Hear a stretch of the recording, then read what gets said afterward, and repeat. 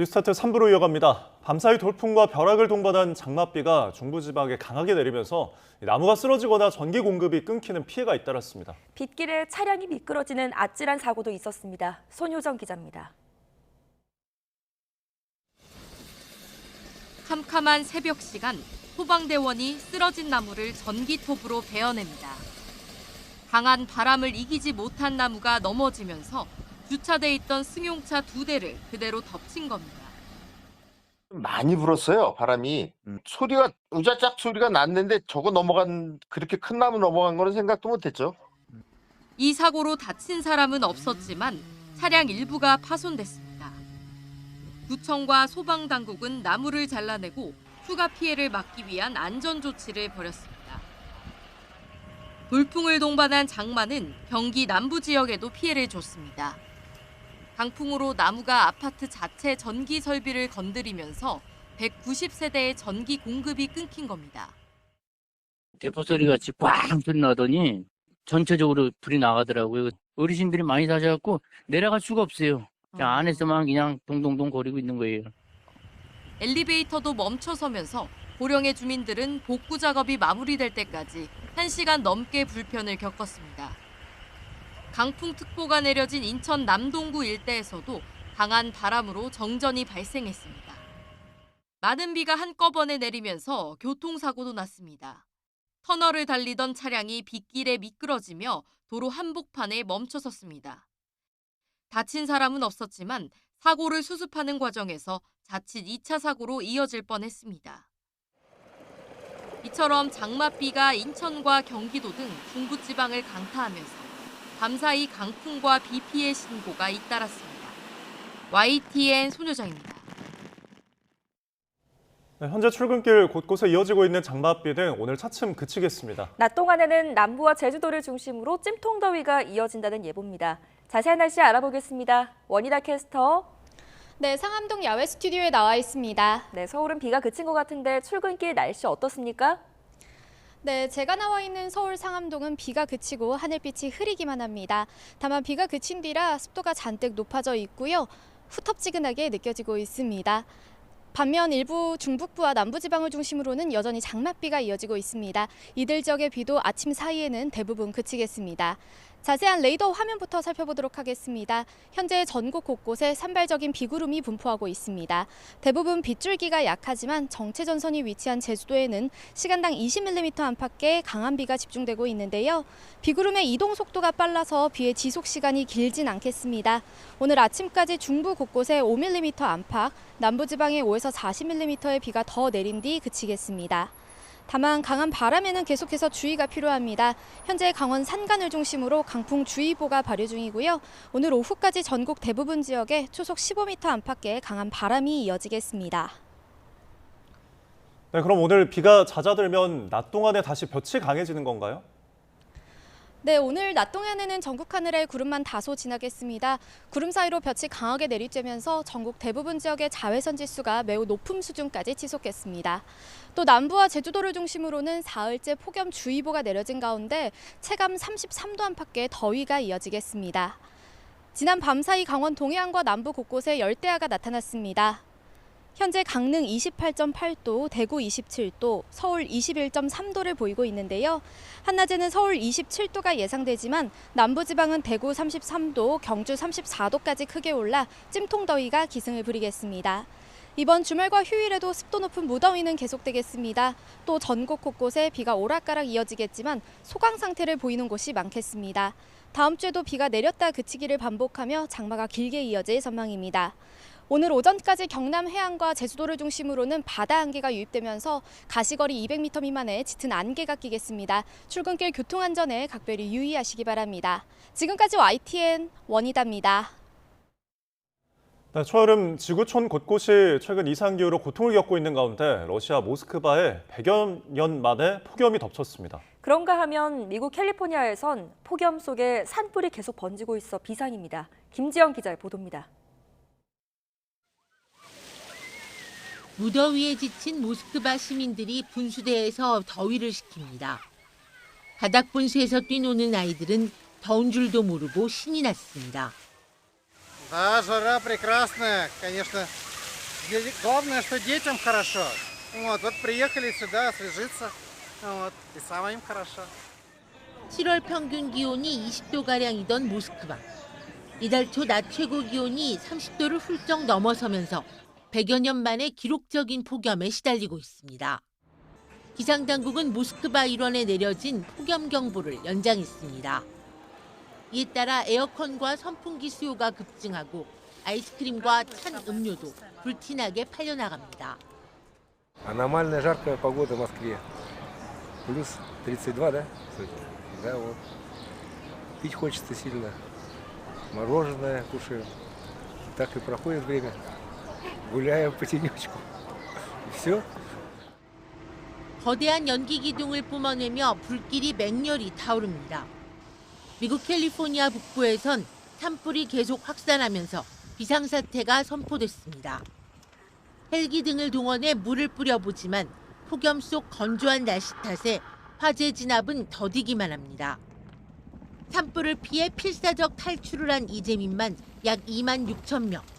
당국은 독립기념일 불꽃축제도 취소하는 등 산불 확산을 막기 위해 고군분투하고 있습니다. YTN 김지영입니다. 열대 대서양에서 발달한 허리케인 베릴이 서쪽으로 이동하면서 카리브해 섬들과 남미 북부 베네수엘라를 강타해 큰 피해를 내고 있습니다. 지난 이틀 동안 허리케인 베릴이 카리브해를 관통하면서 최소 10여 명의 사망자가 발생한 것으로 집계됐습니다. 카리브해 섬 국가들에서도 주택과 건물, 기반 시설이 상당수 파괴됐으나 정전과 통신 두절로 인해 피해 상황 집계에 어려움을 겪고 있는 것으로 전해졌습니다. 네, 일주일째 TV 토론 폭풍을 시달리고 있는 조 바이든 미국 대통령이 사퇴 여론을 잠재우기 위해 총력전을 이어가고 있습니다. 하지만 도널드 트럼프 전 대통령은 카멀라 해리스 부통령을 정조준하며 이미 바이든이 물러나는 상황을 대비하고 있습니다. 워싱턴에서 권준기 특파원입니다. 바이든 대통령은 핵심 지지층의 마음을 돌리기 위해 독립기념일 휴일에도 흑인 라디오 방송에 잇따라 출연했습니다. I didn't have a good debate. That's 90 minutes on stage. Look at what I've done in 3.5 years. I've led the economy back from the brink of collapse. 전날 민주당 주지사 20여 명을 만나 지지를 재확인한 데 이어 의회 상하원 지도부와도 접촉하며 집안 단속에 나섰습니다. 바이든 대통령은 누구도 자신을 몰아낼 수 없다며 완주 의지를 분명히 하고 있습니다. 새로 공개한 TV 광고에서는 최근 대법원이 트럼프 면책특권을 인정한 결정을 비판하며 재집권을 막아야 한다고 호소했습니다. The same Trump Supreme Court that overturned Roe v. Wade ruled that the president can ignore the law even to commit a crime because Donald Trump asked them to. He's already led an insurrection and threatened to be a dictator on day one. Donald Trump can never hold this office again.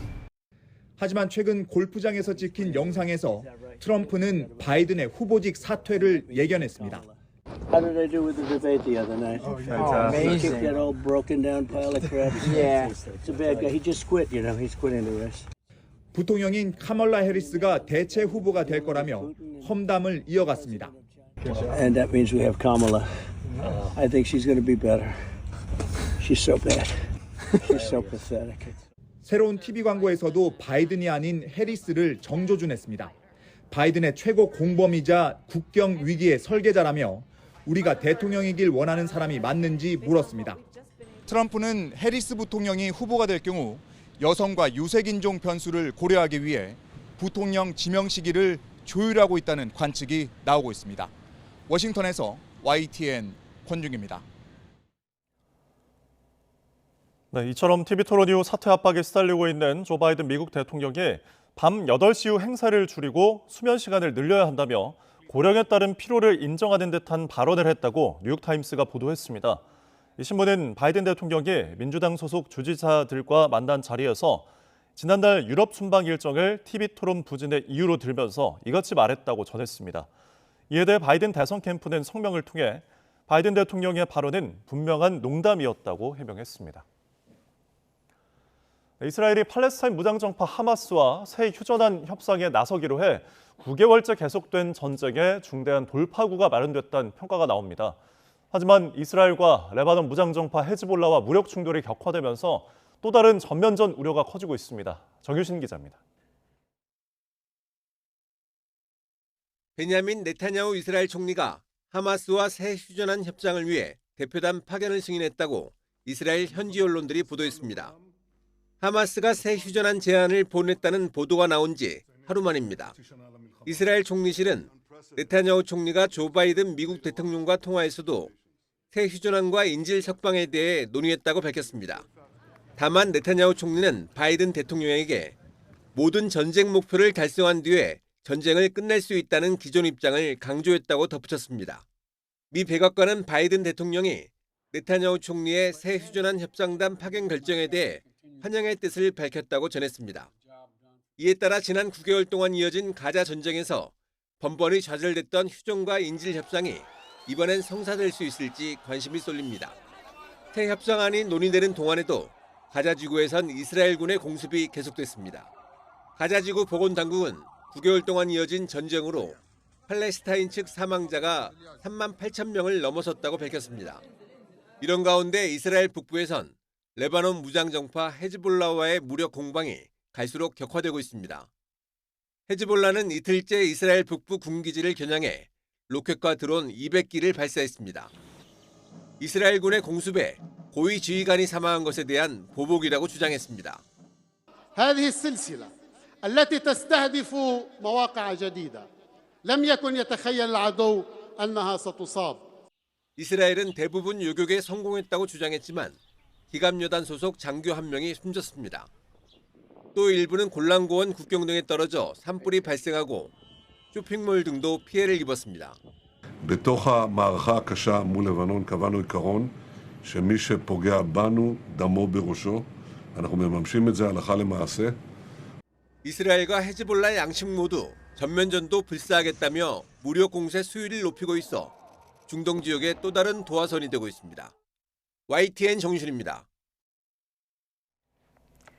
네, 지난 국회 때 폐기됐던 최상병 특검법이 22대 국회 들어 본회의를 통과한 첫 번째 법안이 됐습니다.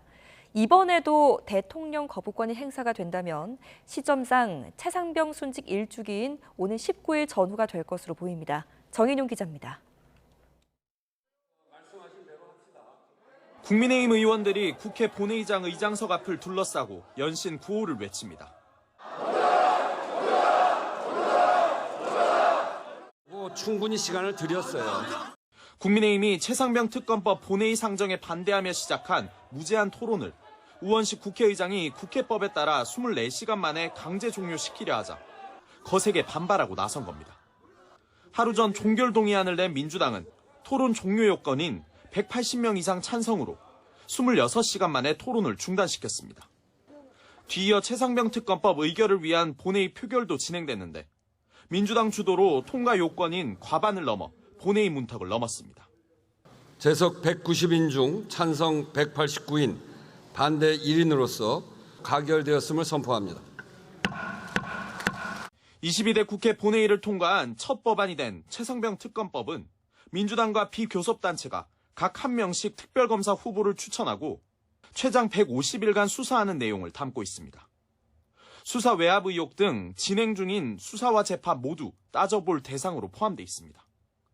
국민의힘은 법사위에서 폭주 열차를 타고 실려온 특검법을 강행 처리했다며 우 의장을 민주당 꼭두각시라고 맹비난했고 22대 국회 개원식에도 불참하겠다고 선언했습니다.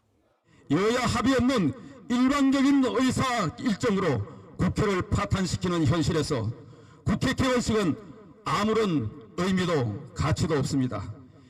민주당은 윤석열 대통령을 상대로 법안 수용을 압박하며 또 거부할 경우 몰락의 길로 갈 거라고 경고했습니다.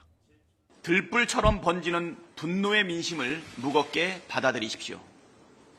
이번 해병대원 특검법 수용 여부가 윤석열 정부의 국정기조 변화를 가늠하는 기준이 될 것입니다. 윤석열 대통령은 특검법이 정부로 이송되면 15일 이내에 거부권 행사 여부를 결정해야 하는데 최상병 순직 1주기 전후로 예상됩니다. 일단 수사 먼저를 강조해온 만큼 거부권 행사에 무게가 실리는데 정치적 부담이 적지 않은 시점이라 여건의 고심도 깊어질 걸로 보입니다. YTN 정인용입니다. 네, 오늘로 예정됐던 22대 국회 개원식이 최상병 특검법 통과 과정에서 불거진 여야 충돌 여파로 무산됐습니다. 국회의장 공보수석실은 개원식이 연기됐고 일정을 추후 확정해 고지하겠다고 밝혔습니다. 앞서 국민의힘 추경호 원내대표는 민주당과 우원식 국회의장이 여야 합의 없는 일방적인 의사일정으로 국회를 파탄시켰다며 개원식에 참여할 수 없다고 밝혔습니다. 추 원내대표는 여당이 없는 개원식에 대통령을 초청하는 것도 원치 않는다며 윤석열 대통령이 참석하지 마실 것을 요청한다고 덧붙였습니다.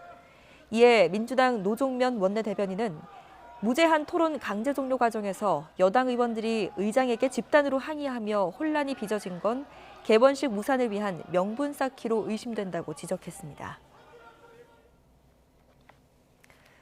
이진숙 방송통신위원장 후보자는 첫 지명 소감 발표부터 전임 위원장 탄핵을 추진한 정치권과 일부 언론의 보도 행태를 강하게 비판했습니다. 또 야권이 중단을 요구한 공영방송 이사 선임 절차도 예정대로 추진하겠다며 강공을 예고했습니다. 김태민 기자입니다. 방송통신위원장에 지명된 후 소감 발표에 나선 이진숙 후보자는 첫 공식 석상부터 강도 높은 작심 발언을 쏟아냈습니다. 전임 위원장들이 정치적 목적 때문에 탄핵 위협을 받고 잇따라 물러나야 했다며 현 사태를 비판했습니다. 현 정부의 방송 장악을 막기 위해서 탄핵을 발의했다고 말합니다. 정부가 방송 장악을 했다면 이런 보도가, 이런 기사가 가능했겠습니까? 정권 출범 이후 일부 언론의 보도 사례를 조목조목 짚어가며 날선 지적을 가하기도 했습니다. 방송이 지금은 공기가 아니라 흉기라고 불리기도 합니다. 특히 공영방송이 그런 비판을 받고 있습니다. 김홍일 전 위원장에 대한 탄핵 추진 빌미가 된 공영방송 이사 선임은 예정대로 마무리 짓겠다고 못 박았습니다. 이사 임기가 끝나면 마땅히 새 이사들을 선임해야 합니다. 임기가 끝난 공영방송 이사들을 그대로 유지해야 하는 이유는 없습니다. 2인 체제를 비판해온 정치권을 향해선 서둘러 야당목 방통위원을 추천해 위원회를 정상화해달라고 촉구했습니다. 야권은 대통령실을 향해 이 후보자에 대한 지명을 당장 철회하라고 반발했습니다. 정부가 이번 지명을 철회하지 않는다면 이진숙은 이번에는 국민으로부터 또다시 탄핵될 수 있음을 명심하시기 바랍니다. 이 후보자는 방통위 업무 보고를 시작으로 본격적인 인사청문 준비에 돌입했습니다. 하지만 일부 언론단체와 야권을 중심으로 이 후보자의 과거 MBC 재직 시절 행적에 대한 비판이 쏟아지고 있어 최종 임명까지는 적잖은 진통이 예상됩니다. YTN 김태민입니다. 오늘 열리는 주요 재판입니다. KT그룹의 일감 몰아주기에 특혜를 받은 시설관리 용역업체 KDFS 황욱적 대표가 오늘 오전 10시 반 횡령 혐의 1심 선고를 받습니다. 황 대표는 외부인에게 허위 자문료를 지급하고 시설관리 용역 물량을 다른 업체에 불법으로 재하 도급하는 방식으로 약 50억 원에 이르는 회사 돈을 빼돌린 혐의로 재판에 넘겨졌습니다. 같은 시각 이재명 전 더불어민주당 대표의 대장동 성남FC 후원금 의혹 사건 재판이 열립니다. 최근 관련 의혹을 수사했던 검사들에 대한 탄핵안이 발의되면서 검찰 내 반발이 잇따르는 가운데 이 전 대표가 입장을 밝힐지 주목됩니다. 베트남 전쟁 당시 우리군에 의한 민간인 학살 피해자들이 제기한 손해배상 소송의 항소심 변론 기일이 오늘 오전 10시에 열립니다. 앞서 1심 재판부는 베트남전 참전 군인과 당시 마을 민병대원의 증언을 토대로 민간인 학살이 사실이라고 판단했고 원고가 청구한 위자료 3천만 100원을 배상하라고 판결했습니다. 지난해 서울 압구정역 일대에서 롤스로이스 차량을 몰다가 뺑소니 사고를 내 피해자를 숨지게 한 운전자 신모 씨의 항소심 재판이 오늘 오후 4시에 열립니다. 1심 재판부는 신 씨의 혐의를 모두 유죄로 판단해서 징역 20년을 선고했습니다. 더불어민주당 이재명 전 대표를 살해하려 한 혐의로 기소된 60대 1심 선고의 재판이 오늘 오전 10시 부산지방법원에서 열립니다. 60대 김모 씨는 지난 1월 부산 가덕도에서 민주당 이재명 당시 대표를 흉기로 공격했다가 현장에서 체포됐습니다.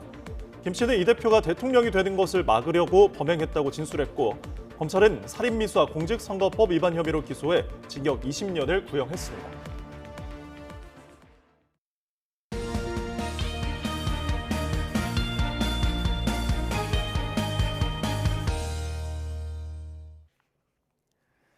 시청자 여러분께 유용한 건강 소식 알려드립니다. 매주 금요일에 전해드리는 건강픽 지금 시작합니다. 평소 건강에 좋은 음식을 섭취하는 것이 노년기의 인지 능력을 건강하게 유지하는 데 도움을 준다는 연구 결과가 나왔습니다. 미국 터프츠대 켈리 카라 박사팀은 청소년, 중년기 식단과 노년기 뇌 기능 유지 사이에 큰 연관성을 발견했다고 밝혔는데요. 카라 박사는 잎이 많은 녹색 채소, 콩, 통과일, 통곡물 등 가공되지 않은 식물성 식품을 섭취하는 게 건강 효과가 크다고 말했습니다.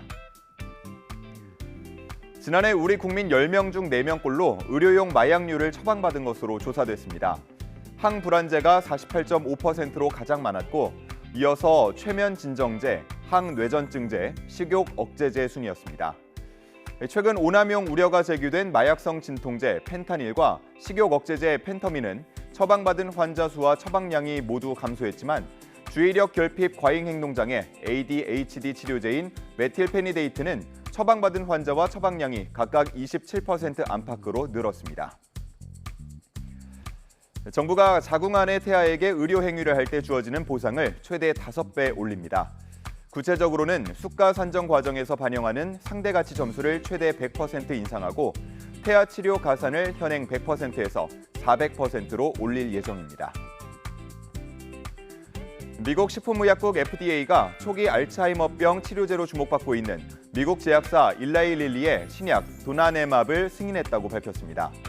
도나네맙은 치매 원인으로 알려진 뇌신경세포의 단백질 베타 아밀로이드의 응집을 억제해 인지 능력 저하를 늦추는 약입니다. 도나네맙이 FDA 승인을 얻으면서 미국, 일본 기업이 공동 개발한 레켐비와 경쟁할 것으로 예상됩니다. 이번 달부터 마치 의료 쇼핑을 하는 것처럼 병원을 너무 자주 가면 본인이 내야 하는 돈이 많아집니다. 연간 외래 진료가 365회를 넘어가면 진료비의 90%를 본인이 부담해야 하는 건데요. 정부는 의료 남용을 방지하기 위한 최소한의 조치라고 설명하면서 아동과 임산부, 중증, 희소, 난치 질환자는 예외로 한다고 밝혔습니다. 이번 주 주요 건강 소식 살펴봤습니다. 지금까지 건강픽이었습니다.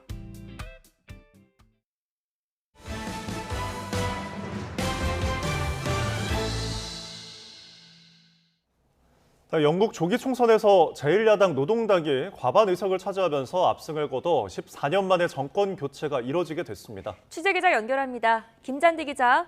네, 국제부입니다. 네, 영국 방송사들의 총선 출구조사 결과죠? 네, 그렇습니다. 영국 BBC와 ITV, 스카이뉴스 등 방송 3사는 현지 시각 4일 밤 10시 투표 마감 직후 공동 출구조사 결과를 발표했습니다. 키어 스타머 대표가 이끄는 노동당이 하원 650석 가운데 410석으로 과반 의석 확보에 성공할 것으로 전망됐습니다.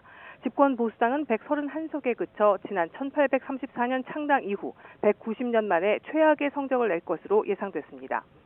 이 출구조사 결과가 현실화할 경우 영국 총리는 리시 수넥 현 총리에서 키어 스타머 노동당 대표로 교체됩니다. 이 밖에 극우 성향의 영국 개혁당은 13석을 확보해 처음으로 의회 자력 입성에 성공할 것으로 전망됐습니다. 앞서 지지율 20%대로 정치적 위기에 몰린 수넥 총리는 지난 5월 의회를 해산하고 조기 총선을 실시했습니다. 오랜 경기 침체에 이어 선거운동 기간 당내 도박 스캔들이 터지는 등 악재가 겹치면서 결국 이렇다 할 반전을 이끌어내지 못했습니다. 지금까지 국제부에서 전해드렸습니다.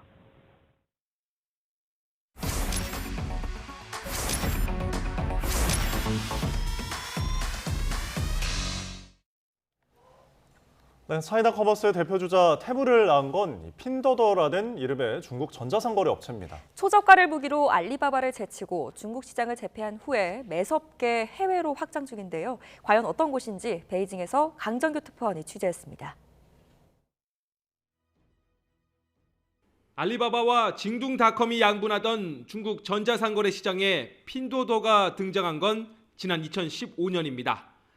5년 만에 사용자 수 7억 8천만 명을 돌파해 두 업체를 제쳤고 시가총액은 작년 말 1958억 달러를 기록하며 선두로 올라섰습니다. 저도 2년 가까이 중국 생활을 하면서 주로 핀도더로 물건을 구매하게 됐습니다. 최근엔 스마트폰에 연결해 쓰는 무선 핀 마이크를 사봤는데 가격이 불과 3,000원 남짓입니다. 중국의 다른 쇼핑 앱보다도 2,000원 이상 저렴하고 한국 가격과 비교하면 10분의 1 수준입니다. 중국 남부 선전에서 출발한 물건이 이틀 만에 베이징에 도착했습니다. 서울과 베이징 사이 직선거리보다 2배쯤 먼 길이지만 배송비도 무료였습니다. 이런 초저가 판매 어떻게 가능한 걸까요? 먼저 기존의 중간 유통 과정을 없애고 생산자와 소비자를 직접 연결해 가격을 확 낮췄습니다. 3개의 공장, 중국 현지에서 만든 값싼 물건을 AI 판촉 시스템을 통해 직접 소매로 팝니다. 大幅度地压缩了中间通路成本，省掉了中间的广告费，使得原来的供货价变成了现在的零售价。 같은 제품이라도 관세를 물고 수입해서 파는 미국 아마존이나 우리나라 쿠팡과는 출발점부터 다른 셈입니다. 중국 내에서 택배 단가는 보통 5위안 안팎, 우리 돈으로 1,000원이 못 됩니다. 14억 인구에서 나오는 규모의 경제와 저임금 노동, 택배업체 간 무한 경쟁이 만들어낸 가격입니다. 一天的出货单量就有几千甚至上万票，所以就是说每一单哪怕有1毛钱的价差，可能都会对他们的成本带来比较大的影响。 중국을 제패한 핀도도의 초저가 전략은 태무란 간판을 달고 해외로 영역을 넓히고 있습니다. 그러나 중국 밖에선 최대 15배나 올라가는 배송료, 차이나 커머스의 주요 출혈 부위이기도 합니다. 막대한 손실을 감내하면서 해외 시장을 공략하는 초저가의 다음 순서가 뭔지 궁금해지는 대목입니다. 베이징에서 YTN 강정규입니다. 오늘의 경제 일정입니다. 국제교역의 최종 성적표인 경상수지가 다시 흑자로 돌아섰을까요? 한국은행이 오늘 5월 국제수지를 발표합니다. 4월에는 외국인 배당금 지급이라는 일시적 요인으로 1년 만에 적자를 기록했습니다. 삼성전자가 올해 2분기 잠정 실적을 발표합니다. 증권사들이 전망한 2분기 영업이익은 8조 원대로 지난해보다 1000% 넘게 늘어난 규모입니다. 실제로 기대에 부합하게 된다면 2년 만에 가장 높은 실적을 기록하게 됩니다. 정부가 전통시장 활성화를 위한 논의에 나섭니다. 중소벤처기업부는 오늘 전국 상인연합회장 회장과 17개 시도 지회장을 만나 전통시장 역량 강화 방안을 논의합니다. 이 자리에서는 전통시장 역할과 자생력을 높이기 위한 대책에 대한 의견이 오갈 것으로 보입니다.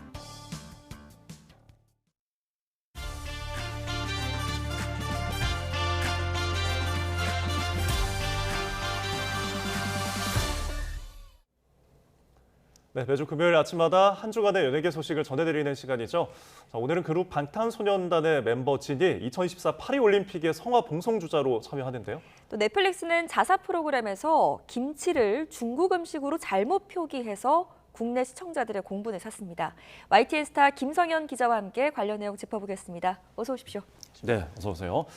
자, 방탄소년단 멤버 진, 지금 제대 후에 활동을 왕성하게 이어가고 있는데 파리에서 개막하는 올림픽 성화 봉송 주자로 참여한다고요?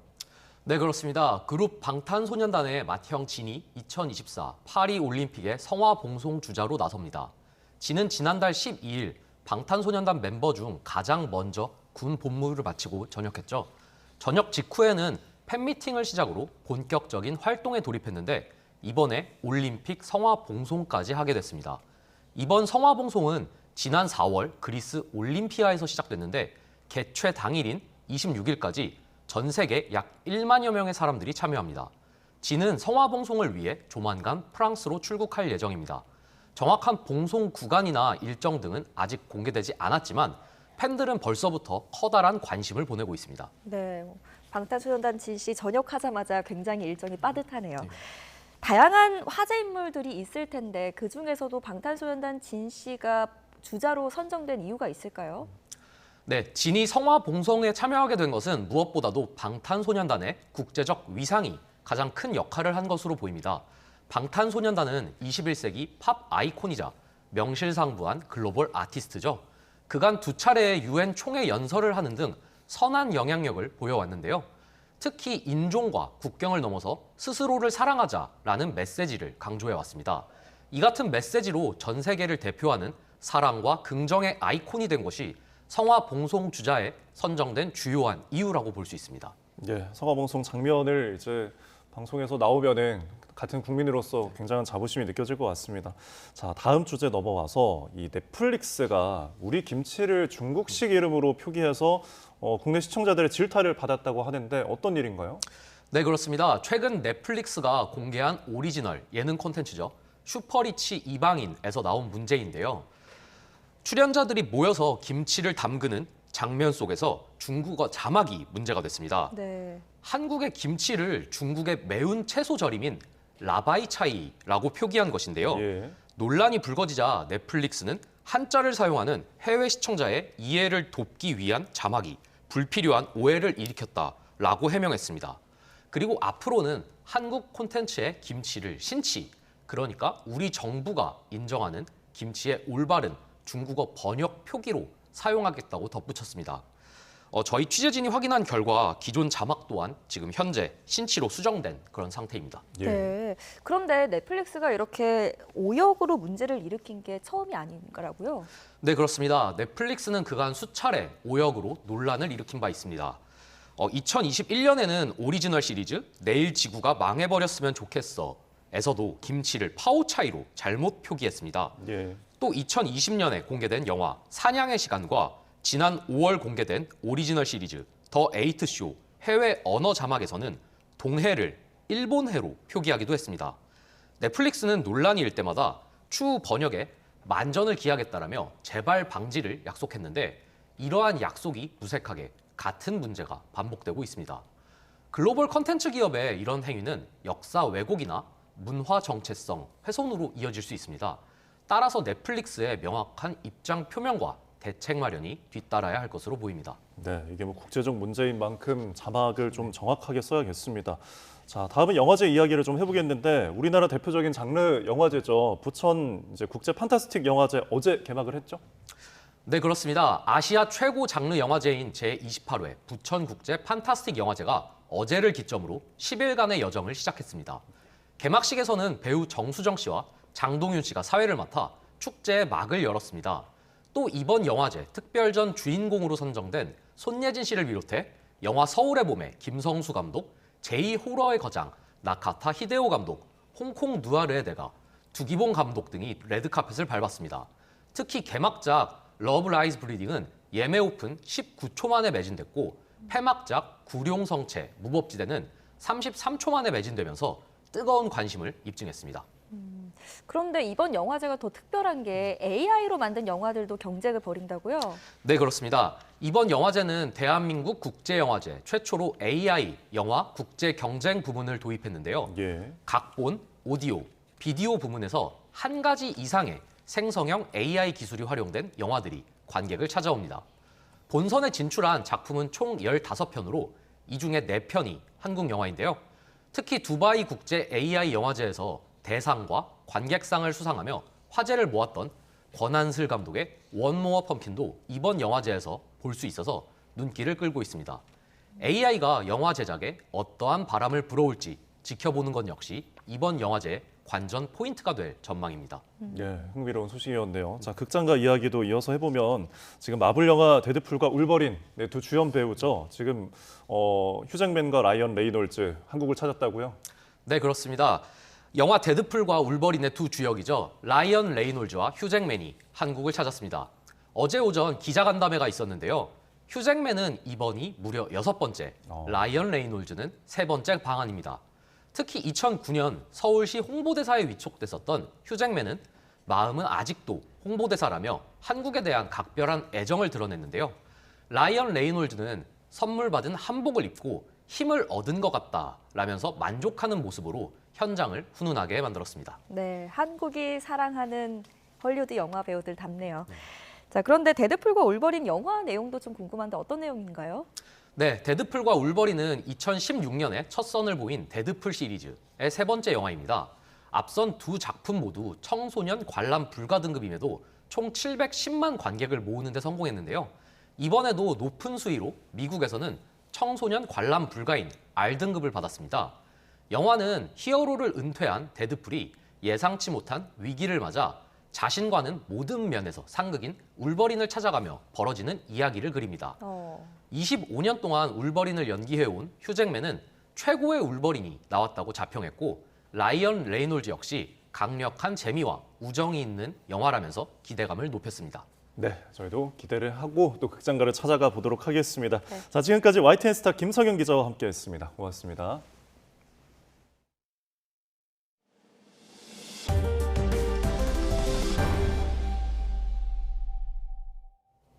서울 시청역 근처에서 역주행하다 16명의 사상자를 낸 운전자가 저 피의자 조사에서 이 차량에 급발진을 했다고 주장했습니다. 서울 남대문 경찰서는 어제 오후 3시부터 2시간 동안 교통사고 처리 특례법상 업무상 과실치사상 혐의를 받는 60대 남성 차모 씨에 대한 진술조사를 진행했습니다. 이 조사에서 차 씨는 사고 당시 브레이크를 밟았지만 딱딱했다며 차량 상태 이상으로 인한 급발진을 주장했다고 경찰은 설명했습니다.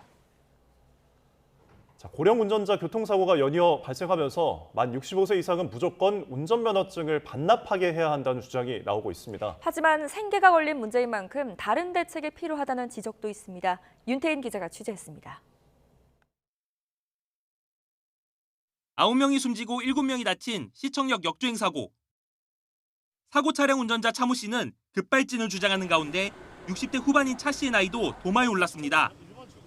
사고 원인 조사는 진행 중이지만 일부에서는 고령자 운전이 불안하다는 목소리가 나오는 겁니다. 그런데 며칠 뒤 70대 운전자가 몰던 차가 어린이집 외벽을 들이받는 사고가 나고 70대 기사가 몰던 택시가 돌진해 차량 넉 대와 보행자 2명을 치는 사고도 일어났습니다. 특히 택시기사는 간이시약 검사에서 마약성 진통제인 모르핀 양성 반응이 나와 논란이 됐습니다. 경찰은 운전자가 고지혈증과 당뇨 등으로 복용하는 약이 많다며 간이시약 검사는 정확도가 떨어지는 만큼 정밀 검사를 거쳐야 정확한 결과를 알 수 있다고 설명했습니다. 혹시 비정상적인 운행 상태가 약물에 취해서, 그러니까 약이라는 게 꼭 마약이 아니라 복용하는 약이 너무 많으면 이게 인체의 인지 능력이라든가 판단 능력을 저하시킬 수 있거든요. 그런 상황인지를 확인하는 과정입니다. 연일 고령 운전자들의 사고 소식이 전해지자 고령자들에 대해 운전면허증을 반납하게 하자는 요구까지 나오는 상황. 최근 교통사고 통계도 이런 주장에 힘을 더하는데 전체 교통사고에서 만 65세 이상 고령 운전자 사고가 차지하는 비율은 최근 5년 동안 계속 증가하는 추세로 지난해에는 전체의 20%에 달했습니다. 하지만 이동권은 물론 생계도 걸린 문제인 만큼 신중한 접근이 필요하다는 지적입니다. 운수업에 종사하는 고령 운전자 수와 비율이 모두 늘어나는 추세로 특히 택시 운전에 종사하는 고령 운전자 비율은 지난해 기준 50%에 육박합니다. 고령 운전자라고 해서 운전을 제한하기보다는 최대한 이동권을 보장하면서 특정한 조건에서 운전을 허용해주는 조건부 운전면허 도입이 필요하겠습니다. 또 시력과 청력 위주로 검사하는 65세 이상 운전자에 대한 정기운전 적성 검사를 운전 시 위험성을 미리 찾아낼 수 있게 보완해야 한다는 목소리도 있습니다. YTN 윤태인입니다.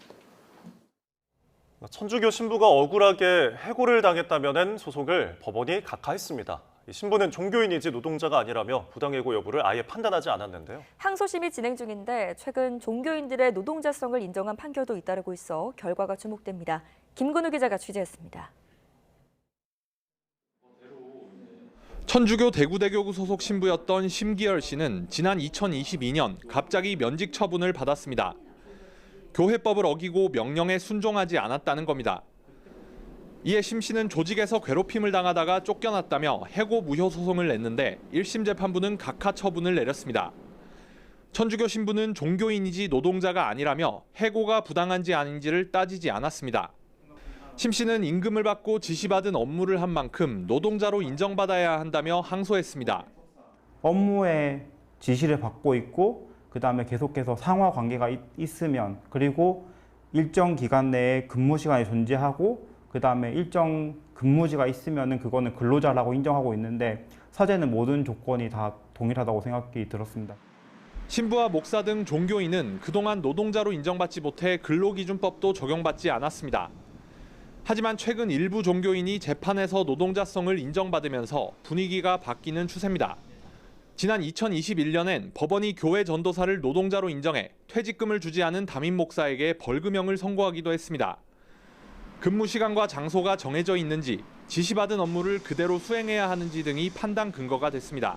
최근에는 근로자성 인정받고 부당해고 판례 받은 사안들이 좀 있어가지고 조금씩 바뀌고 있는 것 같아요. 왜냐하면 근로자성 판단 기준 자체가 예전부터 계속 포괄적으로 넓어지고 있는 추세이기 때문에. 심 씨는 항소심에서 노동자로 인정받아 해고가 부당했다는 점을 확인할 계획입니다. 솔직히 말해서 정말로 제 주변에도 말 못하게 옷 벗은 동료들이 많았습니다. 이번에 근로자성을 인정받게 된다면은 교고의 만행으로 더 이상 억울한 사람들이 없을 거라고 생각이 들고, 현재까지 천주교 신부가 부당해고 소송을 제기해 이를 인정받은 경우는 없었습니다. YTN 김근우입니다. 지방의회의 선심성 포상 관행을 근절하고 성범죄자나 음주운전자 등 부적격자에 대한 포상을 제한하는 조치가 추진됩니다. 국민권익위원회는 기초지방의회를 대상으로 한 부패 영향평가를 통해 자치법규 가운데 부패를 유발할 수 있는 요인 1,400여 건을 찾아내 개선을 권고했다고 밝혔습니다. 권익위에 따르면 일부 지방의회의 경우 공무원과 시민을 대상으로 포상을 추진하며 상한액을 정하지 않거나 심사를 생략해 포상 남발이나 청탁 등의 부패 유발 요인이 있는 것으로 확인됐습니다. 우리 군이 북한 잠수함을 잡는 해상 초계기 포세이돈 P8 6대를 공개했습니다.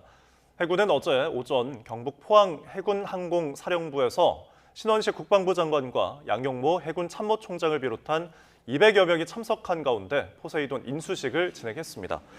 포세이돈은 현존하는 최신의 해상 초계기이며 대잠수함전, 대수상함전, 해상 정찰 탐색 등의 임무를 수행합니다.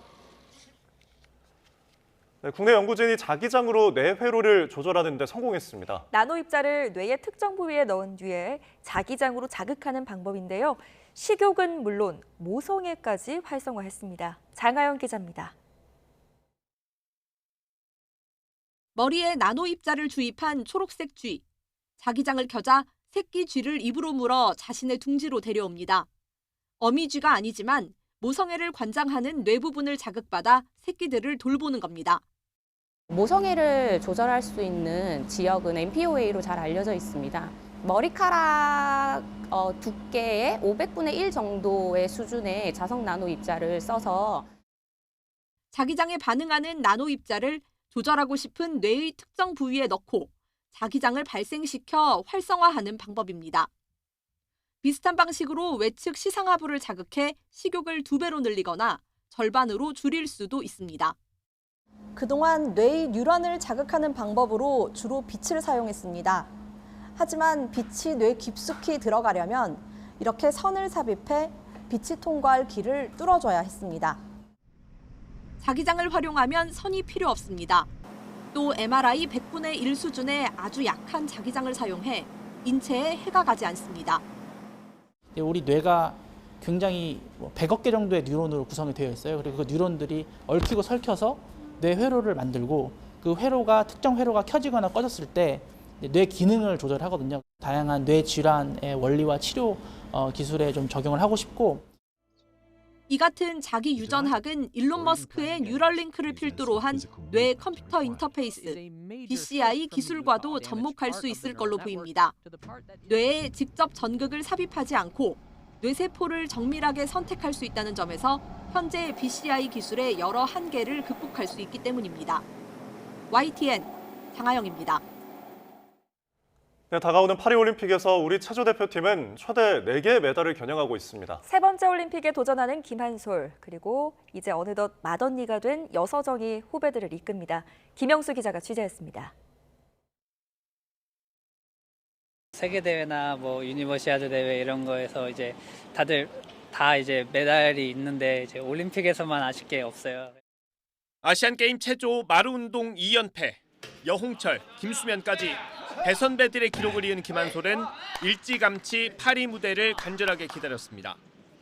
이제 메달과 색깔 상관없이 시상대 위에 올라가는 게 목표입니다. 10년 넘게 태극마크를 달고 맞이한 세 번째 올림픽. 20살을 전후로 전성기를 누리는 체조에서 20대 후반 김한솔은 어느덧 노장이 됐습니다. 이전 3기에 나서는 김한솔은 스스로 노련함을 가장 큰 무기로 꼽습니다. 리올림픽에서는 이제 조금 어리기도 했고 이제 많이 미숙하기도 했는데 근데 이번에는 이제 좀 나이에 맞게 이제 노련함으로 도쿄에서 깜짝 메달을 남겼던 여서정도 다시 날아오를 채비를 합니다. 여홍철의 딸이라는 무게 대신 이번엔 대표팀 맏언니라는 무게를 짊어졌습니다. 36년 만에 출전하는 단체전, 그리고 자신의 두 종목인 도마에서 메달을 기대하고 있습니다. 단합도 잘 돼 있고 하기 때문에 이번 파리 올림픽에서 다 같이 으쌰으쌰 하면서 연기를 하도록 그렇게 보여드리겠습니다. 체조 대표팀의 목표는 역대 최대인 메달 4개. 파리에서의 화려한 비상은 이제 3주 앞으로 다가왔습니다. YTN 김영수입니다.